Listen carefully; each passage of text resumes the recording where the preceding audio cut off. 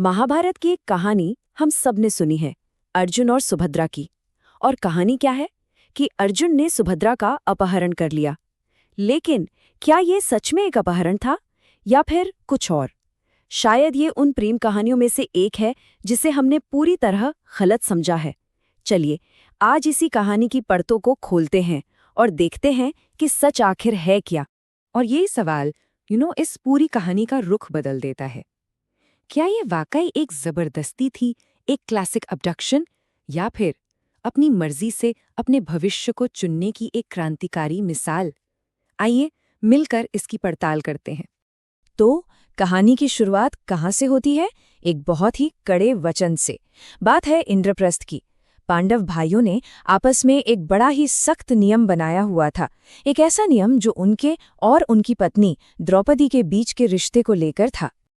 और ये कोई मामूली नियम नहीं था, बिल्कुल भी नहीं। इसकी सजा बहुत बड़ी थी। पूरे 12 साल का वनवास। सोचिए, राज्य से दूर, परिवार से दूर। ये नियम दिखाता था कि वो अपने आपसी सम्मान और धर्म को लेकर कितने ज्यादा निष्ठावान थे।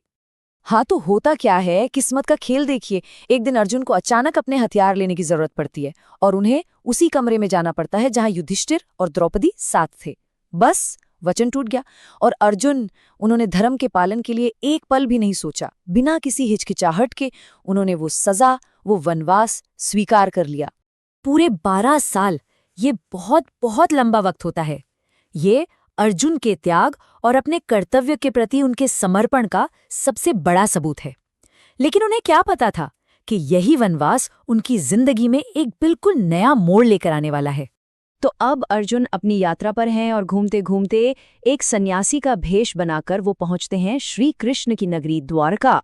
और यहीं उनकी मुलाकात एक ऐसी स्त्री से होती है जो उनकी पूरी जिंदगी की दिशा बदलने वाली थी।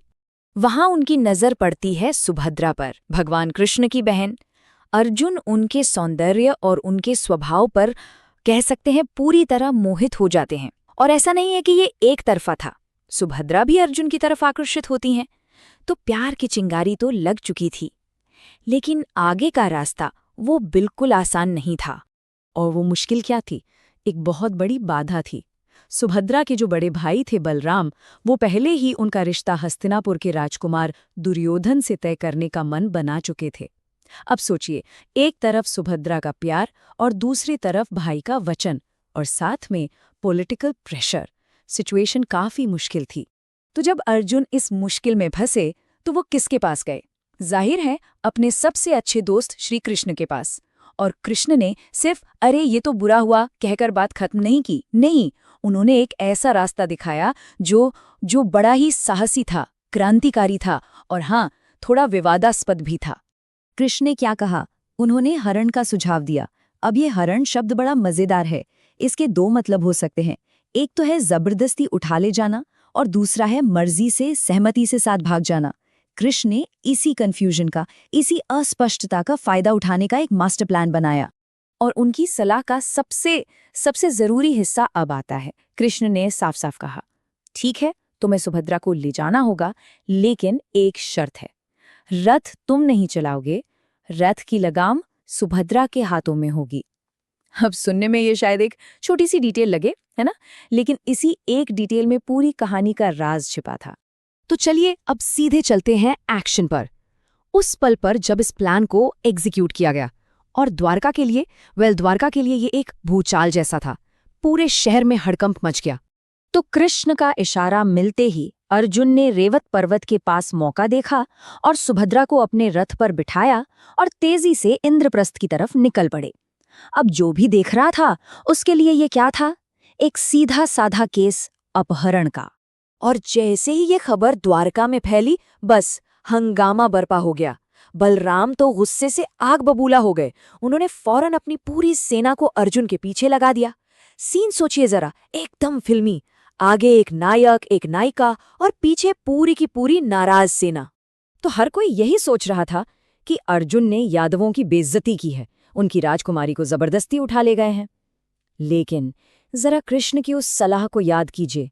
क्या वाकई में सब कुछ वैसा ही था जैसा दिख रहा था? असल में कंट्रोल किसके हाथ में था?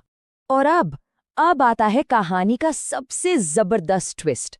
वो पल जहां जो दिख रहा है और जो सच है उसके बीच का पर्दा उठता है।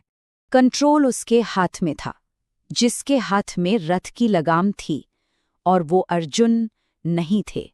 सुभद्रा कोई बेचारी बेबस विक्टिम नहीं थी। वो खुद उस रथ की ड्राइवर थी, सारथी थी। लगाम उनके अपने हाथों में थी। तो ये अपहरण था ही नहीं, ये तो सुभद्रा की मर्जी से, उनकी सहमति से किया गया एक साहसी पलायन था। उन्होंने साबित कर दिया था कि वो अर्जुन के बराबर की पार्टनर हैं, एक ऐसी पार्टनर जो अपने फैसले खुद लेती है। जब गुस्से से भरे बलराम अर्जुन को सजा देने के लिए पहुंचे तो कृष्ण ने उन्हें बस इसी एक लॉजिक से शांत करा दिया। उन्होंने कहा, भैया जरा ध्यान से देखिए, रथ कौन चला रहा है? रथ तो सुभद्रा चला रही थी, तो टेक्निकली देखा जाए तो सुभद्रा ने अर्जुन का हरण किया था, अर्जुन ने सुभद्रा का नहीं। क्या कमाल का तर्क था। अब कृष्ण की ये चतुराई और सुभद्रा का ये साहस देखकर जाहिर है बलराम का गुस्सा भी ठंडा पड़ गया। उन्होंने इस रिश्ते को अपनी मंजूरी दे दी। और फिर क्या, द्वारका में अर्जुन और सुभद्रा की शादी बड़े ही धूमधाम से हुई। तो जो घटना एक अपहरण लग रही थी वो असल में एक जश्न में बदल गई। सुभद्रा की ये कहानी हमें एक बहुत बड़ा सवाल सोचने पर मजबूर करती है कि इतिहास और हमारी पौराणिक कथाओं की कितनी ही नायिकाओं को हमने शायद कम आंका है। क्या हमने उन्हें सिर्फ एक पीड़ित की तरह देखा है? हो सकता है ऐसी बहुत सी कहानियां हों जहां असली नायिका पर्दे के पीछे है, अपने भाग्य की लगाम अपने ही हाथों में थामे हुए।